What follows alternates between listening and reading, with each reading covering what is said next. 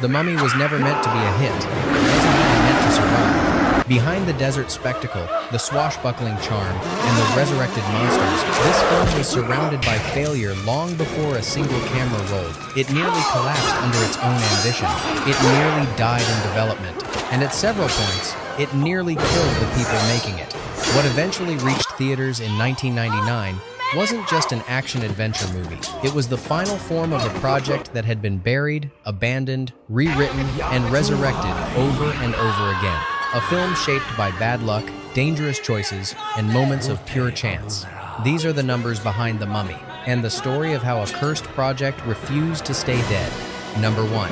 Before Brendan Fraser ever stepped into the desert, The Mummy was a problem Hollywood couldn't solve. For nearly a decade, Universal Pictures tried and failed to bring the property back to life. Each attempt collapsed under its own weight. Horror legend Clive Barker pitched a surreal, nightmarish version centered on a haunted museum and occult obsession. Studio executives found it too dark, too strange, and too far from mainstream appeal. The script was quietly buried. Next came a radically different take. Joe Dante envisioned the story as a tragic romance, a brooding reimagining with a Shakespearean tone. Daniel Day-Lewis was even discussed as a possible lead, transforming the creature into a tormented, poetic figure. Budget disputes and creative disagreements killed the project before it could move forward. George Romero then entered the picture with a version that blended modern science and horror satire. In his script, a contemporary archaeologist accidentally resurrects Imhotep using advanced medical technology. Universal balked again. The tone was considered too smart, too self-aware, and too risky. Even Wes Craven circled the project, but his vision never made it past the page. Version after version crumbled. Each one was rejected for being too dark, too expensive, too unconventional, or simply too difficult to sell. By the late 1990s, The Mummy had become known inside the studio as a cursed property, a relic no one could revive. It wasn't until Stephen Sommers proposed something completely different that the curse finally cracked. Instead of horror, he pitched adventure. Instead of dread, he offered romance, humor, and old-school pulp spectacle. A throwback to the era of classic serials and swashbuckling heroes. Dozens of versions had already turned to dust. This was the first one that refused to stay buried. Number 2. The Mummy almost remained buried as a small, disposable B-movie. At one point, Universal had lost confidence completely. After years of failed attempts, the studio was prepared to push the project through quickly, with a modest budget of around $15 million. The plan was simple: make it cheap, release it quietly, and move on. No ambition, no risk, no expectations. Then, something entirely unrelated changed everything.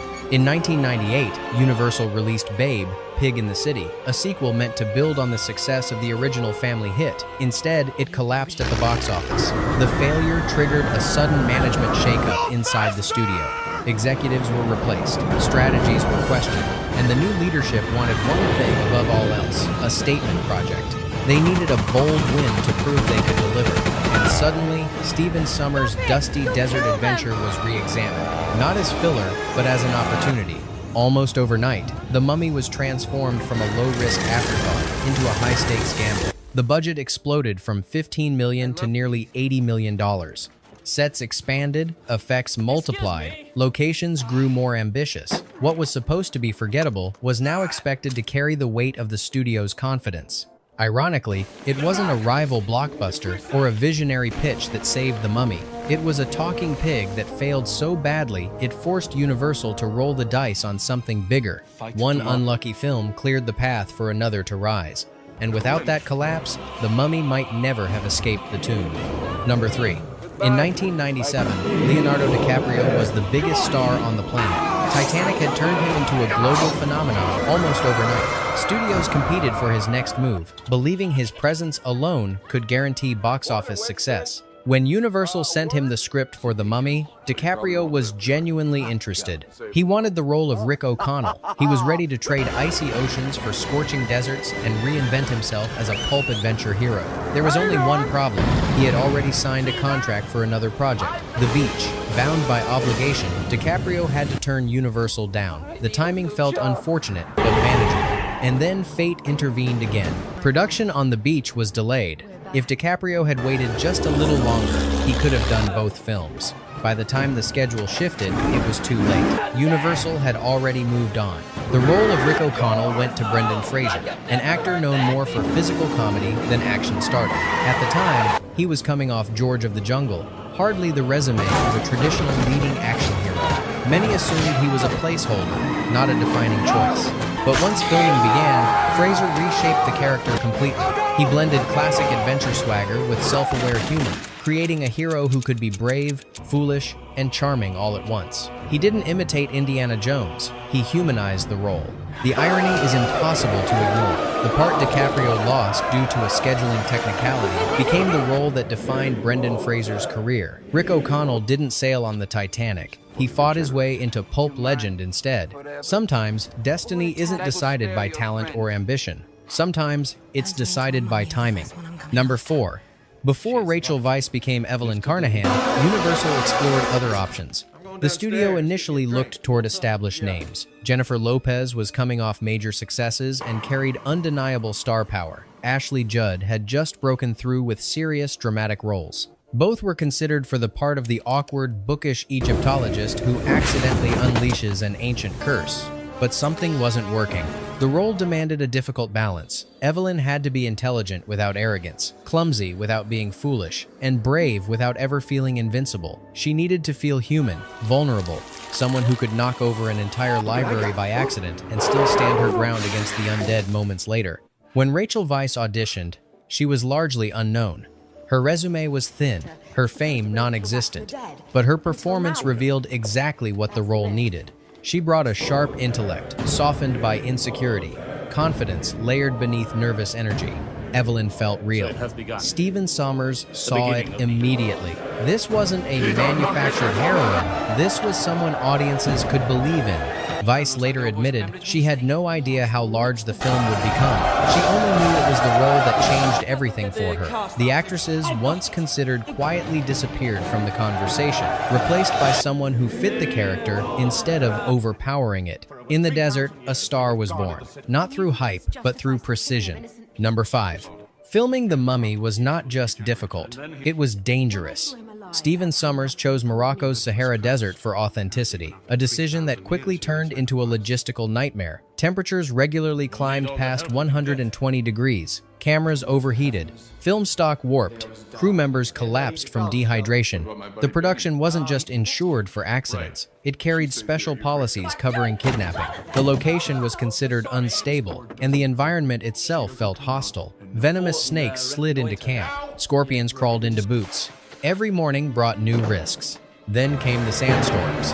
Without warning, walls of sand would tear through the set, burying equipment overnight. Entire days of work vanished in minutes. Cameras disappeared beneath dunes. Sets were swallowed whole. The desert erased progress without mercy. Almost everyone on set suffered severe food poisoning. Shooting schedules collapsed as actors and crew were taken out one by one. Hospital tents became as common as makeup trailers. Sommers later joked that it felt like the film itself was cursed. But the truth was harsher. This wasn't bad luck. It was a production pushed to the edge of physical endurance. The environment fought them at every step, and survival became part of the job description. The desert didn't care about deadlines. And it nearly won. Number 6. What was supposed to be a controlled stunt nearly became a fatal accident. During the prison execution scene, Brendan Fraser stood on the gallows with a noose around his neck. The sequence was carefully choreographed. The trapdoor would fall, the rope would tighten, but enough slack would remain to keep him safe. Something went wrong. The knot slipped. The rope tightened too far. In an instant, performance became reality. Fraser's face changed color. His body went limp. At first, the crew thought he was acting. Then they realized he wasn't breathing. Cameras stopped. Panic erupted. For nearly 20 seconds, Fraser hung unconscious before they cut him down and revived him. Later, he would joke that he was killed for 18 seconds.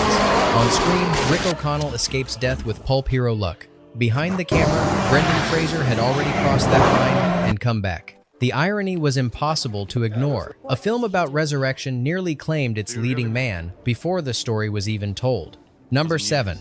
Becoming Imhotep wasn't just a performance. It was physical punishment. For Arnold Vosloo, the transformation into the ancient priest began long before cameras rolled. This was the era before digital shortcuts took over. The production relied heavily on practical makeup to create the early stages of Imhotep's resurrection. Vosloo was buried under layers of latex, prosthetics, and paint for hours at a time. His entire body was sealed beneath thick applications that restricted movement and trapped heat. By the end of each day, his skin was raw, his face swollen, and his eyes bloodshot from irritation. When the makeup finally came off, red marks were pressed deep into his flesh, as if the character had left scars behind. Vosloo later admitted that there were moments when he barely recognized himself in the mirror. The transformation felt invasive, exhausting, and relentless. The irony was unavoidable. Imhotep's punishment in the story is to be mummified alive, sealed away beneath layers meant to erase his humanity. In reality, the process of becoming the character forced Vosloo to endure something eerily similar. Before CGI rebuilt his body on screen, the makeup had already done the damage in real life. For long stretches of production, Arnold Vosloo wasn't just playing a mummy, he looked like one. Number 8. Universal didn't hire Stephen Sommers to make a fun adventure film. The studio wanted horror, a darker, bloodier remake that leaned heavily into the shadow of classic monster cinema. Executives envisioned something grim, unsettling, and serious. A creature feature designed to frighten, not entertain. Sommers pushed back. He saw The Mummy as something else entirely, a throwback to 1930s serials and swashbuckling adventure, a film where audiences could gasp one moment and smile the next. He wanted romance, banter, and a hero who wasn't untouchable, someone who could fail, panic, and still survive. This difference in vision led to constant tension. Meetings turned into arguments. Studio notes demanded a darker tone. Budgets were questioned. Confidence wavered. Sommers was told repeatedly to lean harder into horror. He refused. When production finally moved forward, Sommers committed fully to his version. Brendan Fraser's humor stayed. Rachel Weisz's warmth remained. The pulp spectacle was embraced rather than apologized for. Universal asked for fear. Sommers delivered fun. And that single creative decision shaped everything that followed. What could have become another forgotten monster remake instead became one of the last great adventure films of the 1990s. Number 9. The desert didn't just threaten the production with heat and sand, it poisoned it. Nearly the entire cast and crew were struck by severe food poisoning during the shoot. Shooting days collapsed without warning as actors and technicians were suddenly incapacitated. Hospital tents filled, schedules disintegrated. Entire sequences had to be delayed or restructured. There was only one exception. Arnold Vosloo refused to eat anything local. Instead, he insisted on food shipped in from outside the region. While nearly everyone else was sick, dehydrated, and barely functioning, Vosloo walked through the set untouched. The contrast was striking. As the rest of the production struggled to stay on its feet, the actor playing an ancient, cursed priest remained perfectly stable. Imhotep, the character doomed by ritual and betrayal, was ironically the only one who survived the desert unscathed. On screen, he was the embodiment of decay. Off screen, he was the lone figure who avoided it entirely. Sometimes survival has nothing to do with strength. Sometimes it comes down to what you refuse to consume. Number 10. One of Evelyn Carnahan's most memorable moments was also one of the most dangerous. The collapsing library scene plays like pure slapstick. Shelves tip, books fall, chaos unfolds in perfect rhythm. On screen, it looks effortless. Behind the scenes, it was a high-risk practical stunt with no margin for error. The set wasn't filled with lightweight props. Nearly 2,000 real books were stacked on tall wooden shelves, each one rigged to fall in sequence like dominoes. If even a single shelf misfired, the entire setup would fail. Resetting it would take days. Rachel Weisz insisted on performing the stunt herself. No body double, no camera trick. That decision raised the stakes immediately. If her timing was off by even a second, the shelves could come crashing down on top of her, pinning her beneath real wood and steel. The crew held their breath. Cameras rolled. Weisz gave the push. For a brief moment, nothing happened. Then, everything did. The shelves fell in perfect sequence. Books thundered down. Weisz slipped through the gap at exactly the right instant. One take, one chance, no safety net. It became one of the film's funniest scenes. It could just as easily have been one of its worst accidents. Number 11. When Imhotep spoke, he wasn't using movie nonsense. He was speaking real ancient language. Stephen Sommers wanted authenticity, even in details most audiences would never consciously notice. Linguists and historians were brought in to translate dialogue into reconstructed forms of ancient Egyptian. Every curse, chant, and ritual spoken by Imhotep was based on real linguistic research.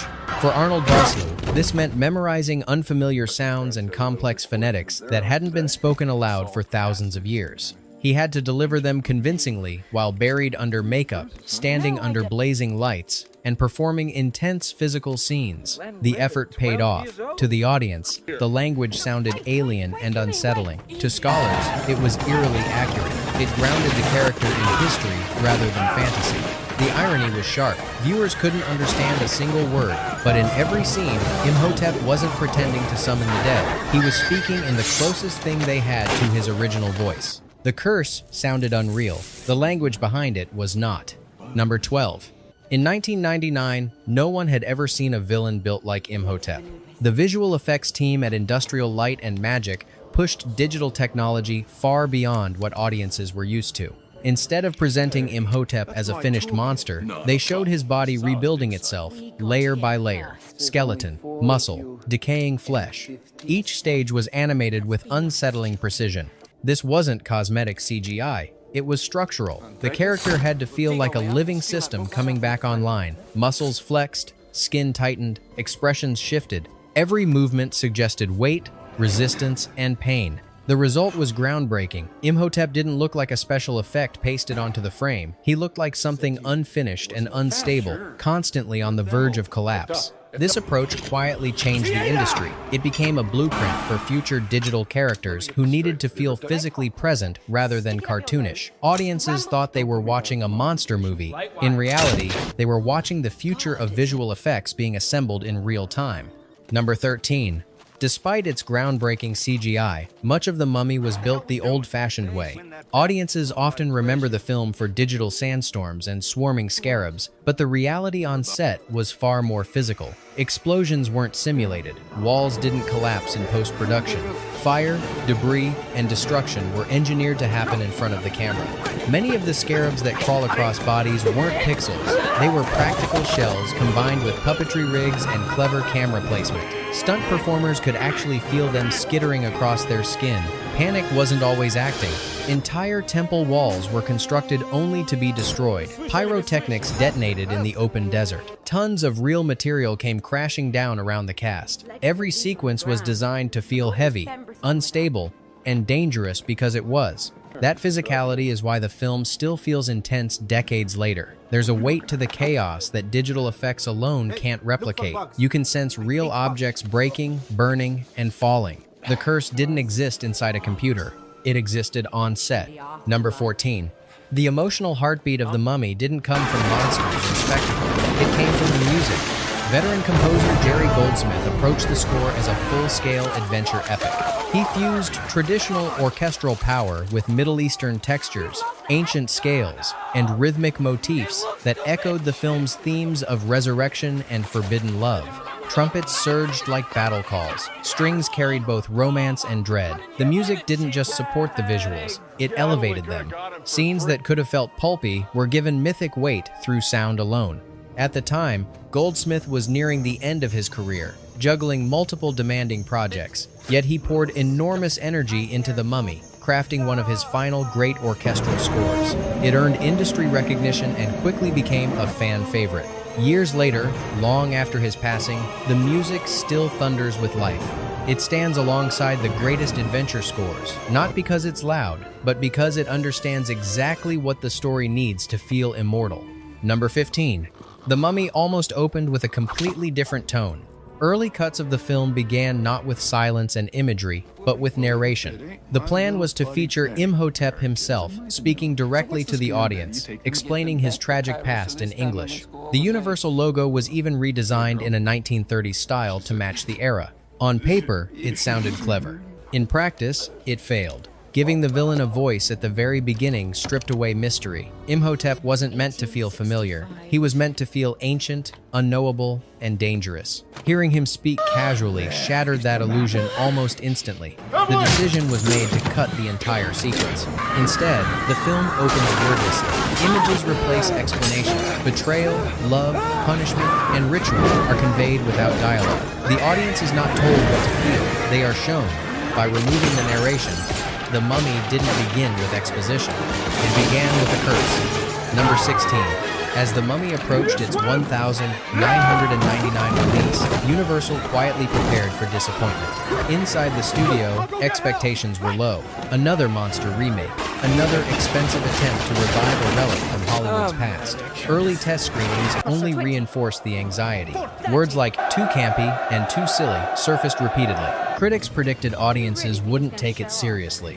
Some executives feared the tone itself would doom the film. It wasn't dark enough for horror fans. It wasn't serious enough for prestige audiences. The very elements that defined it felt like liabilities. Industry voices dismissed it as pulp that had missed its era by decades. $80 million, they said, had been spent chasing something outdated. The Mummy was expected to vanish quickly, buried beneath newer, louder blockbusters. But those judgments misunderstood the audience. What critics labeled as weakness was exactly what viewers embraced. The humor, the romance, the sense of fun, the refusal to apologize for being an adventure story. While reviewers analyzed tone, audiences leaned back and enjoyed the ride. The curse wasn't the film itself. It was the assumption that audiences no longer wanted wonder. Number 17.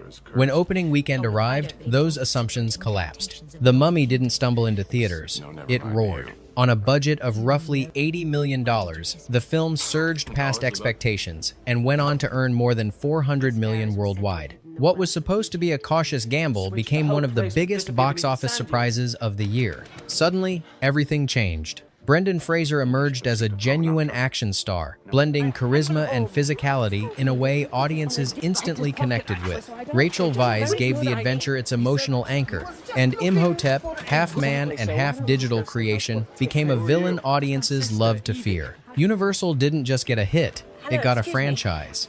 The studio that once expected embarrassment found itself standing on a resurrected property with global appeal. The Mummy wasn't a fluke, it was proof that spectacle, when guided by confidence rather than cynicism, could still dominate the box office. The critics expected dust, the audience delivered gold. Number 18. The success of The Mummy didn't stop at the screen. In 2004, Universal transformed the film into a full-scale theme park experience. Revenge of the Mummy combined roller coaster speed with fire effects, collapsing sets, and projected performances from the cast. It wasn't just a ride, it was an extension of the film's energy. Decades later, it's still operating. Visitors are launched into darkness, flames bursting at their sides, Imhotep's curse echoing through the attraction. The project that once struggled to exist now physically throws audiences into its world again and again. Very few films achieve that kind of afterlife. Fewer still maintain it for 20 years. The Mummy was once considered a gamble too risky to make. Now it's a story people can ride through, screaming, long after the cameras stopped rolling. Number 19. For a younger audience, the story of The Mummy didn't end in theaters. Between 2001 and 2003, the franchise expanded into television with The Mummy, the animated series. The adventure continued in a new format, aimed at Saturday morning viewers rather than late-night moviegoers. Rick and Evelyn returned, now as parents, passing their battles with Imhotep on to the next generation. It wasn't as polished as the films. It didn't carry the same scale or danger. But for many kids, this was their first introduction to the world of The Mummy. While adults rewound VHS tapes and DVDs, children sat in front of televisions with cereal bowls, absorbing the mythology in animated form. This expansion mattered. It meant the franchise wasn't frozen in one era. It adapted, it shifted tone, it found new audiences. The curse didn't just survive adulthood nostalgia. It imprinted itself early, embedding the characters into childhood memory. Every enduring franchise eventually finds its way to Saturday morning. The Mummy was no exception. Number 20. Time didn't bury The Mummy, it preserved it. What began as a risky studio gamble evolved into a full-blown franchise. The Mummy Returns followed in 2001. Tomb of the Dragon Emperor arrived years later. A spin-off launched a new star, and theme park rides kept the spectacle alive long after theaters moved on. But the true immortality of the film didn't come from sequels or merchandise. It came from the audience. Brendan Fraser's grin, Rachel Weisz's spark, the perfect balance between danger and humor. Lines became quotes, scenes became memes, DVDs were passed around dorm rooms. Online communities resurrected the film again and again, reframing it not as a relic, but as a comfort classic. For an entire generation, The Mummy wasn't just a movie. It was proof that adventure didn't have to be cynical, that spectacle didn't have to be cold, that fun could coexist with danger. The film didn't survive the 1990s blockbuster era by accident. It carved out a legacy because it refused to apologize for what it was. Bonus number, Aung San Suu didn't wear a costume. For Patricia Velasquez, portraying the resurrected queen meant something far more extreme. Aside from minimal jewelry and carefully placed coverings, her appearance on screen was created almost entirely through body paint. Every morning, makeup artists spent hours covering her skin with intricate gold and black designs. The paint wasn't just decorative, it was structural. She couldn't lean back, she couldn't sweat. She couldn't rest against surfaces without risking smears or damage to the illusion. The process demanded complete stillness and endurance. Under hot lights, even small movements became dangerous. One mistake could ruin hours of work. In a film filled with collapsing temples, scarabs, and digital monsters, one of its most unforgettable images was created without fabric, CGI, or spectacle, just paint, patience, and control. The Mummy was supposed to be a curse, another remake destined to disappear. Instead, it survived scorching deserts, near-fatal accidents, studio doubt, and critical skepticism. And out of that chaos, it delivered a pulp adventure that still lives on screens, in theme parks, and inside cultural memory. Some stories aren't meant to fade, they're meant to rise again.